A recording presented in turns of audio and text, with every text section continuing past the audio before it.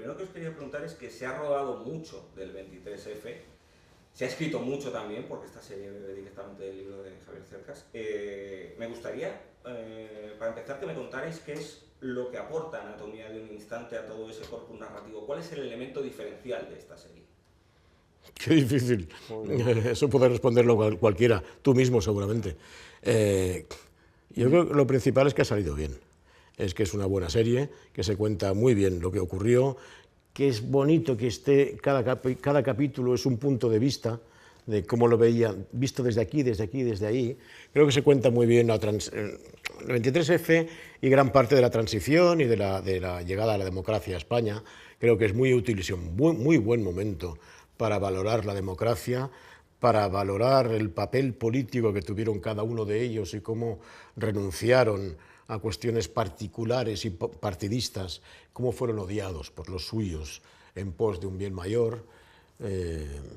Y creo que es una serie que está hecha con mucho dinamismo, que tiene una voz en off muy potente y una música muy potente, y que la gente joven, en general, los que yo sé, les atrae, les interesa, y a través de esto, de una serie de televisión, se interesan por la historia y dicen, hostia, quiero volverla a ver porque me he perdido cosas, porque hay muchas cosas que no sé, ¿no? Así que... Contestaba 3 preguntas. Perdona, ya me voy. No, yo sí que creo que a lo mejor esta serie sí que es verdad que se ha rodado otras veces este momento y demás, pero a lo mejor esta serie sí que creo que Alberto tiene muy pillado el pulso del thriller. Sí. Y creo que a lo mejor esta serie, a diferencia de lo que se ha hecho antes, sí que está tirado muy desde ahí y por lo tanto conectado no solamente con una forma de contarlo quizá más documental, de contar lo que pasó, sino contarlo también desde lo emocional, de conectar para entender a los personajes que llevaron a cabo todo esto, más allá de contar la situación, ¿no? ¿Quiénes llevaron adelante toda esta historia? Y eso creo que sí que está muy diferenciado desde ahí. Creo que combina muy bien lo histórico por la documentación, 4 años de Cercas, que puede parecer a gente que es incompleta y probablemente lo sea, pero es ingente, y la combinación con la parte novelesca en el buen sentido, o de ingredientes de dramaturgia, de premisas para una buena historia que la ofrece Cercas con los 3 traidores, héroes traidores, y la desarrolla estética y visualmente muy bien Alberto Rodríguez. Yo creo que esa combinación. De la personalidad de los personajes, ¿no? De cómo, sería ridículo preguntaros qué sabíais antes de este proyecto de figuras como Suárez, Carrillo, Gutiérrez Mellado, pero a mí sí me gustaría preguntaros qué es lo que descubristeis de ellos gracias a esta serie y si ha cambiado la opinión que teníais de Carrillo, de Suárez o de Gutiérrez Mellado después de este trabajo. Vuestra opinión personal sobre vuestro personaje. A mí me ha sorprendido muchísimas cosas. Yo lo que tenía de Suárez en la cabeza era la leyenda de Suárez, de aquel político carismático que consiguió la transición, seductor. Yo he descubierto un tipo con sus claroscuros que llegó a tocar los infiernos también. Yo no sabía que además de conseguir todas las cosas impresionantes que consiguió, las hizo con un dolor de boca tremendo. Sí, eso es heavy. Sí. O sea, que a mí me ha permitido encontrar un personaje con muchas caras, lleno de aristas, que entiendo que a mis compañeros les ha pasado igual con sus personajes, y que a ti como actor te permite, gracias a todas esas caras, conformar a la persona, no al político que todos recordamos, no esa figura pública. Además, creo que en el caso de Suárez, por haberse retirado de estar delante de las cámaras, siendo joven todavía, creo que esa cosa de leyenda se genera más aún todavía, ¿no? Entonces, yo creo que dentro de que cada uno, cuando hay alguien que desaparece de nuestras vidas, según va pasando el tiempo, se va generando, como decimos, este concepto de leyenda, y además acabamos recordando lo bueno. Cuando alguien muere, acabas quedándote con lo bueno en lugar de con lo malo, ¿no? Y a mí me ha sorprendido muchísimo, y mi opinión de Suárez, ahora mismo tengo una opinión muchísimo más cercana a él desde lo humano, desde entenderle, desde valorar lo que hizo, que creo que en su momento no se le valoró, luego se le dio el Toisón de Oro, tal y cual, cuando ya había perdido la cabeza, y me pareció un trato muy, muy injusto, teniendo en cuenta no solo a él, pero teniendo en cuenta lo que hicieron. Lo que a mí me fascina es el arco de personaje. Siempre a un actor le gusta que su personaje tenga un arco, que vaya de un sitio a otro, que evolucione, que cambie, que mute, que se transforme. Y esto ya lo tenía Gutiérrez Mellado, pero claro, yo no me había dado cuenta hasta qué punto lo tenía, hasta que no me leí en condiciones. Claro, él había formado parte de la España anterior, de los que se rebelaron contra un gobierno democráticamente elegido, y ahora él está intentando frenar a los que hicieron exactamente lo que él hizo. Está dando por cómo ha pasado de un sitio, de una posición a la otra. El ir un poco descubriendo a través del libro y también algo de bibliografía, de conocer un poco más al personaje, es que me parece fascinante por lo paradójico y por el tremendo arco de personaje que tiene. ¿En tu caso, Carrillo? Yo de Carrillo, cuando interpretas, pues lo encarnas, ¿no? Haces ver que eres él, por tanto lo habitas un poco, te pones en su lugar físico, en su voz, un poco atrás, más grave y tal, más lenta. Al habitarlo, entendí el dolor suyo del exilio, el dolor profundo, físico, digamos, encarnándolo, ¿no? Lo que es vivir en el exilio, vivir fuera de casa, que no te dejen volver a casa, que simboliza un poco lo que fue la dictadura y lo que fue la democracia, y por otro lado lo que podría ser casi el exilio de la gente viviendo en España, pero no pudiendo hablar, no pudiendo decir quiénes eran, ¿no?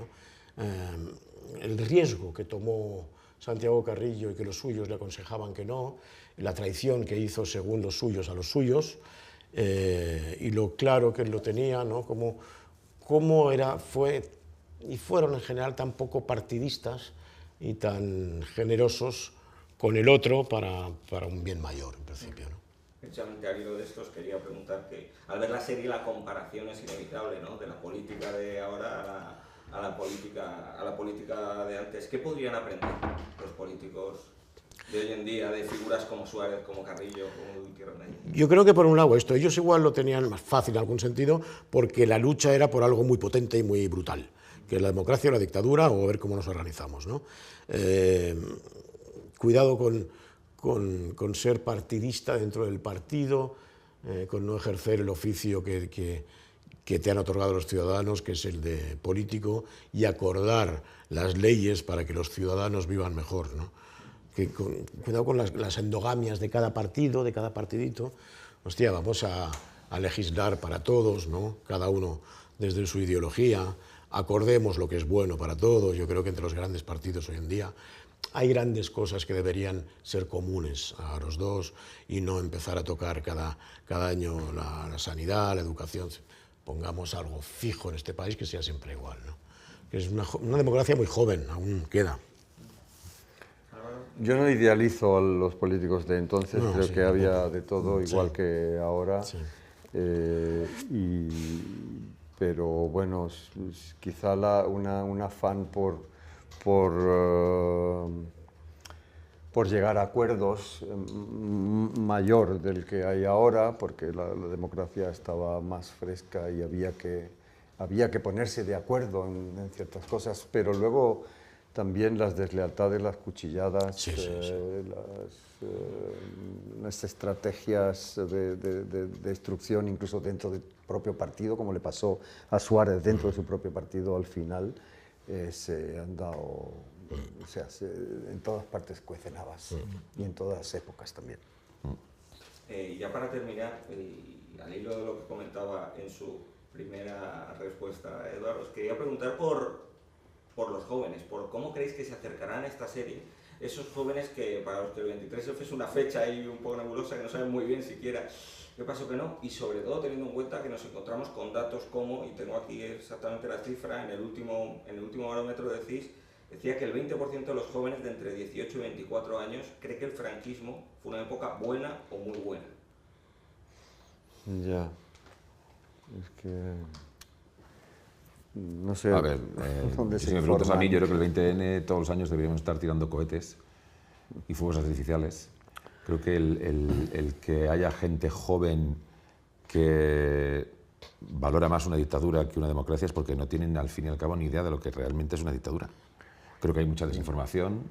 Decía Cercas el otro día, que coincidíamos con él, que hoy por hoy nos enfrentamos a un gravísimo problema, que es que ya no existe, ni desde la política ni desde los medios de comunicación, ya no existe la verdad. Ahora hay multitud de verdades, cada uno tiene la suya, y dependiendo de dónde consultes esa información, te va a llegar de una forma u otra. Antes Manolo decía, ¿no? Me gustaría saber de esta gente dónde, o sea, qué fuentes tiene para acabar teniendo esas conclusiones, ¿no? Que una democracia es peor que una dictadura. A mí me gustaría pensar que esta serie puede ayudar a aportar algo de luz, algo de curiosidad, algo de información. Cercas a lo mejor no es el que más sabe de la transición, no lo sé, pero desde luego estuvo 4 años trabajando entre 8 y 10 horas al día, que lo decía el otro día, y yo creo que algo bastante sabe. Y todo lo que pone... Nosotros no estamos dando una opinión personal con nuestro trabajo ni con esta serie. Estamos recreando lo que dice Cercas en su libro después de haber estado esos 4 años investigando. Aportamos una información, una serie de datos que a mí me parece que clarifican muchísimas cosas, ¿no? Me gustaría pensar que los jóvenes podrán tener al menos esta nueva ventana a la hora de asomarse a lo que fue aquel periodo. Bueno, por lo menos les dará más argumentos para que debatan con un cierto criterio, ¿no? Porque decir, no, es que a mí me parece que tal, ya, pero argumentalo un poco, está bien estar informado, saber de qué hablas. Hombre, yo ese 17% me gustaría conocer a sus padres. Igual alguno es rebelde y sus padres es de izquierdas, también lo sabrá, pero hay que estar informado y hablar en plata y saber qué es lo que uno pide, porque me da la sensación de que una gran parte de ese 17%, si llegase una dictadura, diría, hostia, yo no sabía que era así. Pues... Yo no soy, por un lado no soy optimista y ya me gustaría, con lo que pueda significar esta serie, me gustaría ser optimista y que cambiara la manera de pensar de ese 17% de gente, pero creo que ese 17% no la va a ver, o si la va a ver ya desde una posición ideológica opuesta para destruirla. Y por otro lado creo que es un fenómeno global, que no es solo español y que bueno, es muy delicado y que tiene muchísimos factores. Y que creo que lo nuestro es algo más modesto, es repasar la historia de España también de una manera también entreteniendo y informando y entreteniendo, o sea, que la gente disfrute también de la parte thriller y que disfrute también, que aprenda, y el que quiera aprender más que siga tirando del hilo de la parte histórica.